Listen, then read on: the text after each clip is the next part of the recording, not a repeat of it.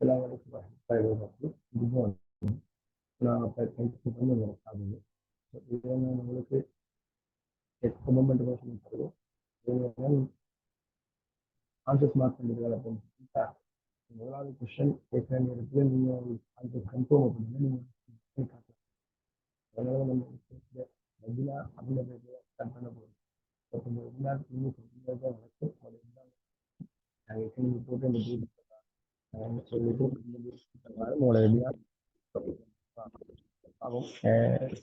நான் இப்போ recording but இனி வரக்கூடிய கிளாஸஸ் ரெக்கார்டிங் தாரது இல்லைன்றதை பற்றி உங்களோட வரவுலேருந்து நம்ம முடிவு செய்யறது நம்ம செய்வோம் அப்படின்னு சொல்லி அப்படின்னா நம்ம இப்போ முதலாவது கிளாஸஸ் முதலாவது பாடத்துலேருந்து ஒரு 12 பேப்பர்லேருந்து ஸ்டார்ட் பண்ணி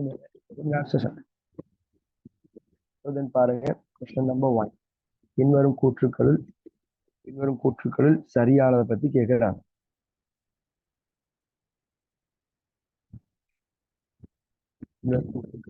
சரியான கூற்று அப்படின்னு ஒரு கேள்வி கேட்கிறார். பின்வரும் கூற்றுக்களை கருதுக. பெரிய தரவு என்பது அதிக அளவிலான சேகரிக்கப்பட்ட தரவுகள் ஆகும். Big data. பிக் டேட்டா அப்படின்றது என்ன? இந்த பாடத்தை நான் யூனிட் நம்பர் 1 பிக் டேட்டா அப்படின்ற பாடத்தை நாங்கள் படிச்சுப்போம். ஏன்னா யூனிட் நம்பர் 1 தான் இந்த பாடம் படிச்சுப்போம். ஸோ அப்போ இந்த பாடத்துல பெரிய தரவு அப்படின்னு சொன்ன அதிக அளவிலான சேகரிக்கப்பட்ட தரவு இந்த மாதிரி ஒரு கருத்து வந்து பெரிய தரவு அப்படின்னு சொல்றது அதிக அளவில் சேகரிக்கப்பட்ட தரவுகளை தான் குறிக்கும். அப்ப அப்படின்ற நேரம் பெரிய தரவு என்பது அதிக அளவில் சேகரிக்கப்பட்ட தரவுன்ற இந்த முதலாவது கூற்று சரி.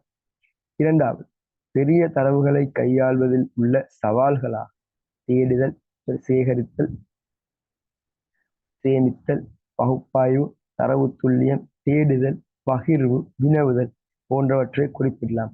மெயின் பெரிய தரவு அப்படின்னா மிகப்பெரிய அளவுல சேகரிக்கப்பட்ட தரவு. மிகப்பெரிய அளவுல சேகரிக்கப்பட்ட தரவுன்னு சொல்லும் போது அந்த தரவுகளை சேகரித்தல், தேடுதல், வினவுதல், பகிர்வு செய்தல் எல்லாமே கஷ்டமான விஷயமா தான் இருக்கு. ஸோ அந்த அடிப்படையில் கொஸ்டின் நம்பர் 2 அடுத்தது கொஸ்டின் நம்பர் 3 பெரிய தரவுகளின் பண்புகளாக அதிக கனவளவு, பல்வகைத்தன்மை போன்றவற்றை குறிப்பிடலாம். எஸ், பெரிய தரவுகளோட பண்புகளாக 3 விஷயம் இருக்குது. கனவளவு, இரண்டாவது பல்வகைத்தன்மை, மூணாவது சொல்லுவோம் அதிக கதி அப்படின்னு. இந்த 3 விஷயமுமே பெரிய தரவு இயல்புகளாக கருதப்படும். மூன்றாவது கூற்றும் சரி. ஸோ அப்போ ஆன்சர் இங்க 5வது. ரைட். ஸோ அப்போ அடுத்த கொஸ்டின் செய்யுங்க.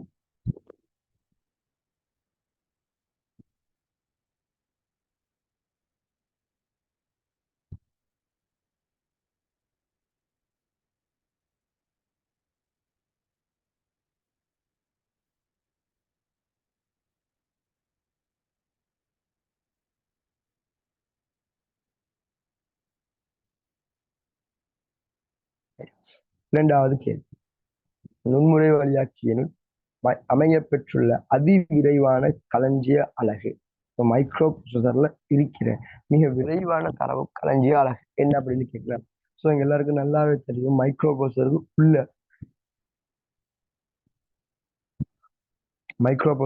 உள்ள அதாவது நுண்முறை வழியாக்கியின் உள்ளன்னு கேட்கிறாரு. நுண்முறை வழியாக்கியின் அமைய பெற்றுள்ள அதிவிரைவான களஞ்சிய அலகு அப்படின்னா முதல்ல உள்ள இருக்கிற பார்ட்ஸ்குள்ள வருமே. நுண்முறை வழியாக்கியினுள் வன்வட்டு இருக்கும் சரி, மற்ற வன்வட்டு இருக்காது, மற்ற 3 தான் இருக்க போகுது இருக்குது. இந்த 3ல அதிவிரைவானது யாருன்னு கேட்டால் 5வது 2வது கேள்வி. சரி, 3வது கேள்வி செய்யுங்க.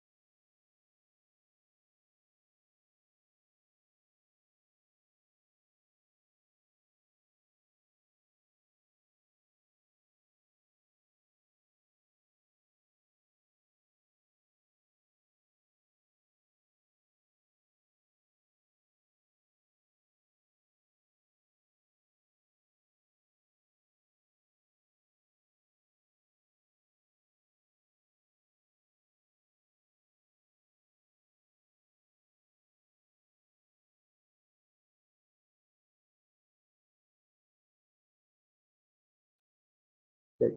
இப்போ அடுத்த கொஸ்டின் பாருங்க. அடுத்த கேள்வி என்ன அப்படின்னு கேட்டா, தகவல் தொடர்பாடல் சம்பந்தமா கேட்கிறாங்க. தகவல் மற்றும் தொடர்பாடல் தொடர்புகளின் முன்னேற்றம் பற்றி தான் அடுத்த கொஸ்டின் போகுது. அப்ப தகவல் மற்றும் தொடர்பாடல் தொழில்நுட்பத்துல முன்னேற்றம் அப்படின்னு சொல்றது குறைந்த தொழில்நுட்பவியல், குறைக்கடத்தி தொழில்நுட்பவியல். குறைக்கடத்தி அப்படின்னா அர்த்தம் செமிகண்டக்டர். இப்ப குறைக்கடத்தி தொழில்நுட்பவியலின் அதிவேக முன்னேற்றம் வந்து குறைக்கடத்தி தொழில்நுட்பவியல்ல அதிவேக முன்னேற்றம் அப்படின்னு நம்ம கருதுற விஷயம் என்ன அப்படின்னா, இந்த குறைக்கடத்திகள் குறைக்கடத்திகள் என்ற இந்த விஷயங்கள் சயின்டிபிக் ஏரியா மின்சாரத்தை கடத்துற ஒரு சாதனம் மாதிரி. ஸோ இந்த பொருட்களோட வளர்ச்சி அதிகரித்ததுனால ஐசி, விஎல்எஸ்ஐ, யூஎல்எஸ்ஐ போன்ற டெக்னாலஜியோட இம்ப்ளிமெண்டேஷன் அதிகரித்த காரணம் ஐசிடிக்கு ஐசிடி சார்பான பொருட்களோட விலை குறைஞ்சு. நம்ம விலை குறைஞ்சு பண்ணும் போது நிறைய பேர் இப்படி வச்சுக்கலாம், சரி இப்பயும் பொருட்களோட விலை அதிகமாக தானே இருக்குது, அது இப்பயும் அதிகமா இருக்கிறது இல்லை விலை கம்பேர் பண்ணி பார்க்கும்போது. இப்போ நாங்கள் இப்போ ஒரு 2 இயர்ஸுக்கு போதோ இல்லை ஒரு 5 இயர்ஸுக்கு போதோ ஒரு 1 டிபி ஹார்ட் டிஸ்கை வாங்கும் போது உள்ள ப்ரைஸுக்கும் இன்றைக்கு 1 டிபி ஹார்ட் டிஸ்க் வாங்கும் போது உள்ள ப்ரைஸுக்கும் நிறைய ப்ரைஸ் டிஃப்ரென்ஸ் இருக்குது. அதுதான் சொல்றாங்க இங்க விலை வன்பொருள் குறைந்த அளவிலான வன்பொருளுக்கு குறைந்த விலையிலான வன்பொருளுக்கு அப்படின்னால் இந்த கூற்று சரி. இரண்டாவது, பயனர் நட்பு மென்பொருள் இடைமுகங்கள் கணினிக்கு அறிமுகம் செய்யப்பட்டது. அதுக்கு யூசர் ஃப்ரெண்ட்லி, யூசரோட ஃப்ரெண்டியா பண்ற நம்ம யூஸ் பண்ற இந்த இன்டர்ஃபேஸ் இருக்கிற காரணத்தால தான் நம்ம கம்ப்யூட்டர் கொஞ்சம் விரும்பி பயன்படுத்துவோம். இந்த இன்டர்ஃபேஸ் இருக்கிறது இங்க ஒரு காரணம். இரண்டாவது, சரி, கணினி மற்றும் தொழிற்பாடு தொழில்நுட்பத்தை இணைப்பதன் மூலம் சூட்டிகையான நடமாடும் சாதனங்களை உற்பத்தி செய்யலாம். கம்ப்யூட்டரோட நாங்க என்ன செய்ய போறோம்னா ஒரு மூவபிள் டிவைஸ் கிரியேட் பண்ணதும் ஒரு ரீசனா அமையுது. அப்ப இங்க ஆன்சர் ஏபிசி அனைத்துமே ஆன்சர் ஆயிடுச்சு. ஸோ அப்ப நாங்க 3 கேள்வி முடிச்சிட்டோம். 3 கேள்விக்குமே ஆன்சர் இருக்கிறது. 5வது ஆன்சர். Question number 4. பின்வரும் கூற்றுக்களில் SDRAM தொடர்பான சரியான கூற்று. முதலாவது தெரியணும் SDRAM அப்படின்னா என்ன. SDRAM சொன்னாங்க ஏற்கனவே நீங்க இந்த பாடத்துல படிச்சிருக்கலாம். இந்த பாடம் படிச்சவங்க படிச்சிருக்கலாம். SDRAM அப்படின்னா என்ன. முதல் கன்செப்ட் ரெம் அப்படின்னா கம்ப்யூட்டர்ல ரெம் அப்படின்ற ஆளு நாங்க ரெண்டா பிரிச்சிங்கன்னா அதுல ஒரு பாட்டுல இருக்க போறது DRAM, டைனமிக் ரெம். ரெண்டாவது பாட்டுல இருக்க போறதுதான் இந்த SRAM, இந்த SRAM அப்படின்னு. ஸோ DRAM SRAMோட ஒப்பிடும் போது நம்ம DRAM SRAMக்கு ஒப்பிட்டு ஒரு சில இயல்புகள் பார்த்து DRAMையும் SRAMையும் ஒப்பிட்டு நாங்கள் ஒரு சில இயல்புகள் சம்பந்தமாக பேசியிருக்கோம். ஸோ அந்த இயல்புகள் உங்களுக்கு ஞாபகம் இருக்கும்னு சொன்னா இந்த கொஸ்டின்ஸ் எல்லாத்தையும் நீங்க ஆன்சர் பண்ணிக்கலாம். சரி பார்ப்போம். பதுக்கு நினைவகம் மற்றும் பதுக்கு நினைவகம் மற்றும் பதிகளாக பதுக்கு நினைவகம் மற்றும் பதிகளாக பயன்படுத்தப்படுறது யாரு அப்படின்னு கேட்டா, பதுக்கு நினைவகம் மற்றும் பதிகளாக பயன்படுத்தப்பட போற நினைவகம் யாரு அப்படின்னு கேட்டா அது SDRAM இல்லைன்னா அது SRAM தான் பயன்படுத்தும். இந்த SDRAM அப்படின்னு சொல்றது DRAMல உள்ள ஒரு வகை. DRAMன்றது DRAMல உள்ள ஒரு வகை. இப்போ DRAMல உள்ள ஒரு வகைன்றதுனால பதிவு மற்றும் பதுக்கு நினைவகமாக SDRAM பயன்படுத்த முடியாது. அப்ப முதலாவது கூற்று. இரண்டாவது கூற்று ரெம் அலி தகா நினைவகமாகும். ரெம் அலி தகா நினைவகமாகும் அப்படின்னுச்சு. ஸோ ரெம் நாங்க அலி தகா நினைவகம் என்னும் போது இந்த கூற்றும். அடுத்தது கணினி கடிகாரத்துடன் ஒத்திசைவாகும். SDRAM அப்படின்றது நாங்க இன்ஃபார்ம் பண்றது சிங்க்ரனைஸ் டைனமிக் ரெம் அப்படின்னு. சிங்க்ரனைஸ் மீனிங் ஒத்திசைவாகும் அப்படின்னு அந்த அடிப்படையில இந்த மூணாவது கூற்று சார். கூற்று 4, கூற்று டி, தொடர்ச்சியாக புத்தீர்ப்பு செய்யப்படும். தொடர்ச்சியாக புத்தீர்ப்பு செய்யப்படும் என்றது ஒரு DRAM இயல்பு தான். ஆனா SDRAM கண்ணும் போது அது அந்த அளவு தூரத்துக்கு அவசியம் இல்லாத ஒரு விஷயம். அப்ப அந்த அடிப்படையில் நீங்க சரியான கூற்றை நான் கருதலாம் செய்ய மாட்டேன். ஏன்னா இங்க சிடிங்கிற ஆன்சர் இல்லை. அதனால இங்க மிக பொருத்தமான ஆன்சர் செய்ய மாட்டேன் சொல்லி. Question number 5.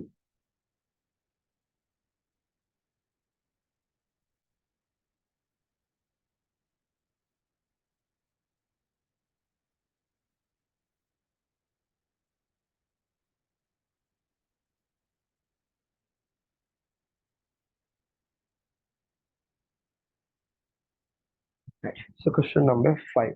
X, Y ஆகிய இரும எண்களை கருது. இப்ப ரெண்டு பைனரி நம்பர்ஸ் பத்தி இந்த கொஸ்டின் மூவ் ஆகும். ஆகிய இரண்டு இரும எண்களை கருது. எக்ஸும் ஒய். இதுல எக்ஸ்ன்றது ஒரு நம்பர், ஒய் என்றது ஒரு நம்பர் ஆகிய இரும எண்களுக்கு எக்ஸோர் படலை பயன்படுத்தும் போது என்ன நடக்கும் அப்படின்றதுதான் இவருடைய கேள்வி.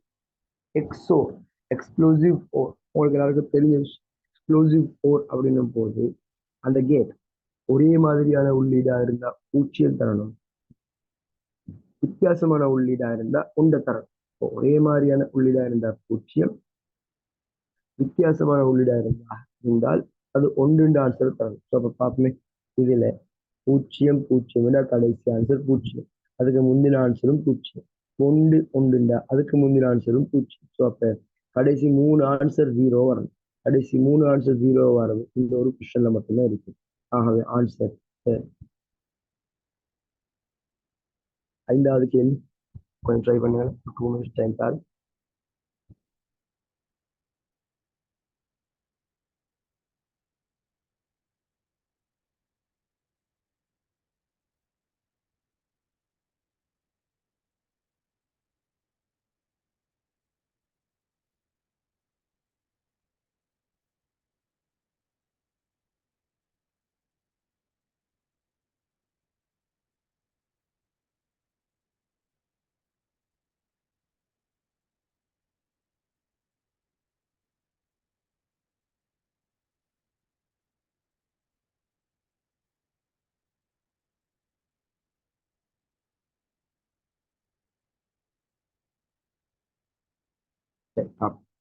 பதின்மேன் -18 ஒன்றின் நிரப்பி மற்றும் இரண்டின் நிரப்பி. ஸோ -18 பதின்மேன் -18 ஒன்றின் நிரப்பி மற்றும் இரண்டின் நிரப்பி. -18 சொல்லும் போது முதல்ல இருமை என்ன மாற்றணும். இருமை என்ன மாற்றினீங்கன்னா -18 இருமை இந்த மாதிரி தான் வந்துருக்கு. -18 இதுல சாதாரண இருமை எண் வடிவம். ஆனா அவர் கேள்வி, அவர் கேட்டது எனக்கு ஒன்றின் நிரப்பி. ஆனா -18 இது நேர் 18. ஸோ -18க்கு என்ன செய்யணும், 1/1 சேஞ்ச் பண்ணீங்கன்னா இது -18க்குரிய ஒன்ஸ் கம்ப்ளிமெண்ட். முதல்ல அந்த ஆன்சரை தேடுங்க. அந்த ஆன்சர் பார்த்தீங்கன்னா அந்த ஆன்சர் முதலாவதுல இருக்குது, 4வதுல இருக்கு. அடுத்தது ஒன்ஸ் கம்ப்ளிமெண்ட் கேட்டதுனால நீங்க இதுக்கு ஒரு ஒன்று எட் பண்ண வேண்டி இருக்கும். ஸோ அப்ப நீங்க ஒரு ஒன்று எட் பண்ணா இது 0 ஒன்று ஆன்சர் வரும். ஆகவே ஆன்சர் 4வது.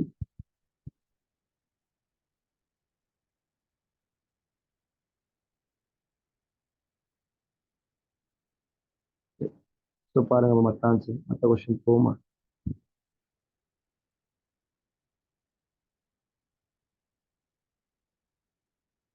தரவு பிரதிநிதித்துவம் பற்றிய பின்வரும் கூற்றுக்களில் பிழையான கூற்று எது?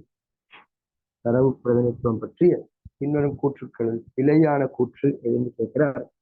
பிசிடி குறிமுறையில் 16 வித்தியாசமான குறியீடுகள். ஸோ பிசிடியில 16 வித்தியாசமான குறியீடுகள் வழங்க முடியும் அப்படின்றது 100% சரி. ஆனால் 1010 1011 அப்படிங்கிற ஒரு சில நம்பர்ஸ் தராங்க. யாருந்தா இது 10க்குரிய நம்பர், 11 12 13க்குரிய நம்பர் என்பன பெறுமதி அற்ற சேர்க்கைகளாகும் அப்படின்ற கூற்று. எஸ்கிஎஸ் ஒவ்வொரு எழுத்துருவையும் குறிப்பதற்கு 8 பிட்டுகள் பயன்படும். சரியா பிள்ளையான்னு கேட்டா அதுவும் சரி. இல்ல எஸ்கி யூஸ் பண்றது 1+7 பிட் அப்படின்னு, அது மொத்தம் 8 பிட் தான் பயன்படுத்துது. ஆனா 7 பிட்டை தான் பெருமதிகளை குறிக்கிறதுக்கு பயன்படுத்தும்.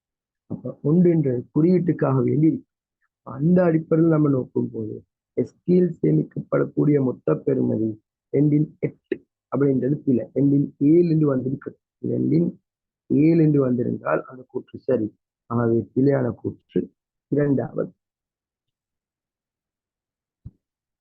அப்படின்னு அர்த்தம். மற்ற கூற்றெல்லாம் சரி அப்படின்னு. 8 பிட்கள் EBCDICயின் அடிப்படையானது IBMின் தலைமை கணினியிலும் அதற்கு சாதகமான உபகரணங்களிலும் பயன்படுத்தப்படுகின்றது அப்படின்றது சரி. இந்த அங்க 8 பிட்டை மொத்தமாவே பயன்படுத்தணும். இதில் 256 வித்தியாசமான எழுத்து தரவுகளை பயன்படுத்த முடியும் என்பது சரியான ஆன்சர் ஒன்றாக இருக்கு. அடுத்து 16 பிட் குறியீடானது தமிழ், சிங்களம் உட்பட அனைத்தையும் பயன்படுத்துகிற எதிரொலித்தால் யூனிகோட் முறைமை. ஸோ யூனிகோட் முறைமை பயன்படுத்தும் போது அங்க நாங்க அனைத்து விதமான தரவுகளையும் காட்சிப்படுத்தும். அதுக்காகத்தான் யூனிகோட் சிஸ்டமை நாங்க பயன்படுத்துவோம். அதாவது யூனிகோட் சிஸ்டம் யூஸ் ஆகிறதுக்கு ரீசனே உண்மையிலேயே எங்கள்கிட்ட மற்ற நம்பர்ஸ்ல மொத்தமா சிஸ்டம் இல்லை போதாது. அதனால அதே டைம்ல இன்னொரு விஷயம் முக்கியமா ஞாபகம் யூனிகோட் முறைமை நாங்க மற்ற நம்பர்ஸ் மாதிரி பைனர்ல குறிக்க போறது இல்லை. யூனிகோட் மேக்சிமமா காட்சிப்படுத்த போறது ஹெக்ஸாடெசிமல் நம்பர். யூனிகோட் நாங்க காட்சிப்படுத்துவோம் ஹெக்ஸாடெசிமல் நம்பர். அதையும் ஞாபகம் வச்சுக்கொள்ளுங்க.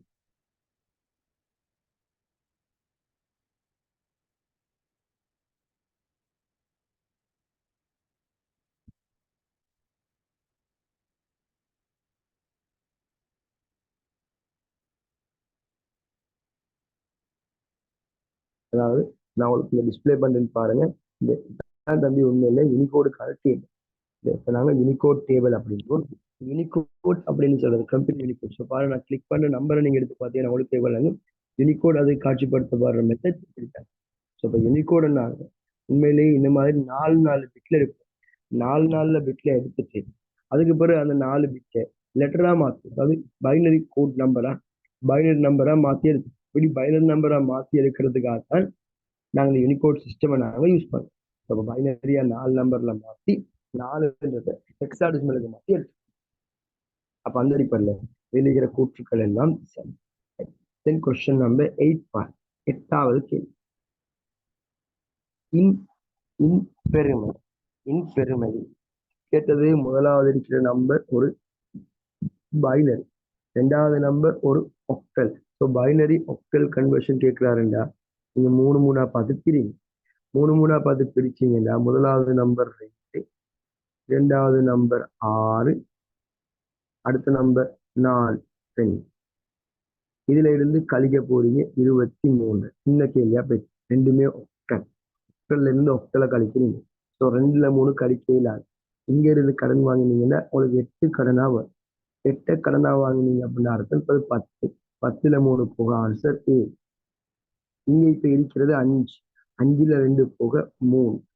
முன்னால் இருக்கிற 2ல மாற்றம் இல்லை. ஆன்சர் 2. 2, 3, 7. 2, 3, 7 ஒக்டல் ஆன்சர் இருந்துருந்துச்சுன்னா இந்த ஆன்சர் உங்களுக்கு 100% சார். 2, 3, 7 என்று ஒக்டல் ஆன்சர் இருந்திருந்தால் அந்த ஆன்சர் எந்த இஷ்யூமே இல்லாம சரி. ஆனா அந்த விட இங்கே இல்லை. இல்லைன்றா முதல்ல பைனரி ஆன்சரை மாத்தி பாருங்க. பைனரி ஆன்சர் நீங்க மாத்தி பார்த்தீங்கன்னா இதுக்கு ஆன்சர் வரும் 1, 1, 1. இதுல ஆன்சர் உங்களுக்கு வரப்போறது 0, 1, 1. அடுத்தது ஆன்சர் வரப்போறது 0, 1, 0. இந்த ஆன்சர் இருக்குதான்னு செக் பண்ணி பார்த்தீங்கன்னா அந்த ஆன்சரும். அப்ப அப்படி இந்த ஆன்சர் இது இல்லை, இது இல்லை, இது இல்லை. இப்போ ஒன்றா இந்த ஆன்சர் இல்லை 9வது. சரி செக் பண்ணி பார்த்தீங்கன்னா 9 F ஆன்சர். இந்த ஆன்சரா வர சான்சஸ் கூட. இந்த இது 15 அப்படின்னா இதுல வெளியே F, இது 9. அது ஆன்சர் 9F ஹெக்ஸாடெசிமல் 3வது.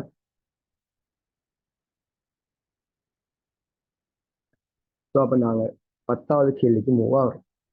சரி 9வது கேள்வி நம்பர் 9.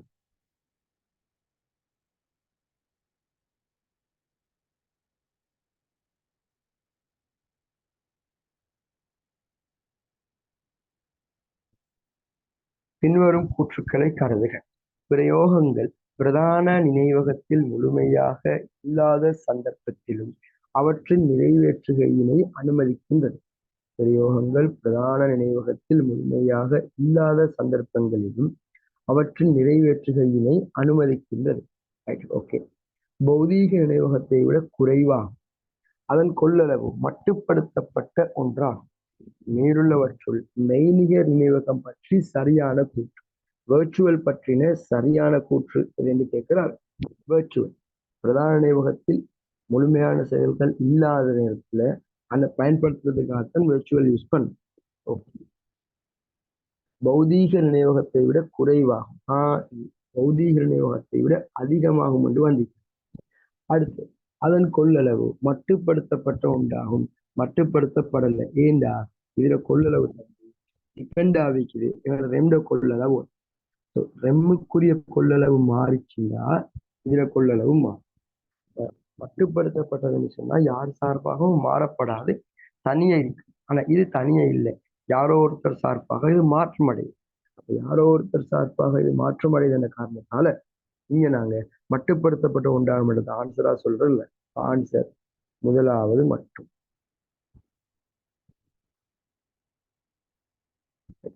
Question number 10.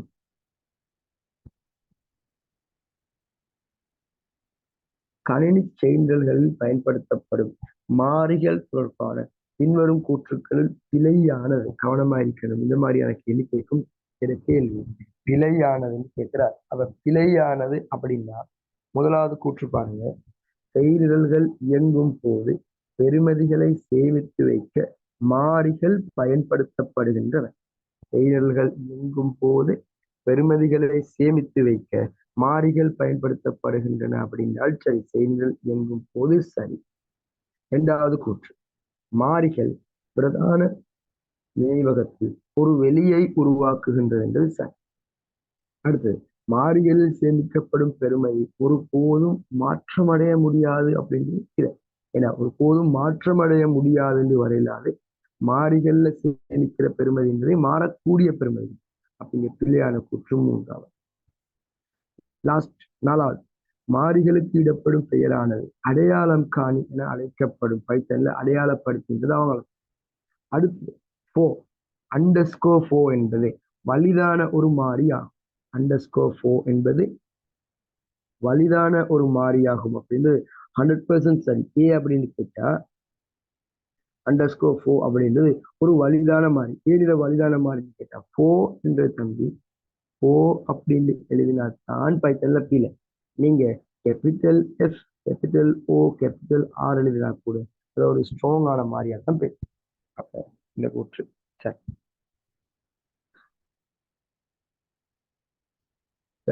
ஸோ அப்ப ஃப்ரெஷ் செஷன் ஓவரால்